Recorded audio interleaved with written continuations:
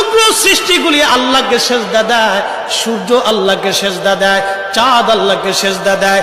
নবী বলেন, সাহাবীরা তোমরা কি জানো সূর্য কোথায় যে ডুবে যায়?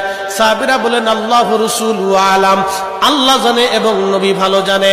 আল্লাহ নবী বললেন, সাহাবীরা রে, সূর্য যেতে যেতে আরশে মুআল্লার নিচে যায় আল্লাহকে সিজদা দিয়া সুবহানা রাব্বিল আলা বলে সূর্য পড়তে থাকে, আর সুবহানা রাব্বিল আলা বলে সূর্য তাসবিহ পড়তে থাকে, আর বলে, হে রব, আপনি যদি অনুমতি দেন পৃথিবীবাসীর জন্য আবার আলো নিয়ে ফিরে যাব, আর অনুমতি যদি না দেন আমি আপনার কুদরতি কদমে সিজদায় পড়ে পড়ে কাঁদতে থাকবো। আল্লাহ নবী বললেন, সূর্য থেকে আমার রব অনুমতি দেওয়ার কারণে সকালবেলা তোমরা সূর্যের আলো পাও, কিয়ামতের পূর্ব সময় অনুমতি দেবে না, দেবে না, দেবে না।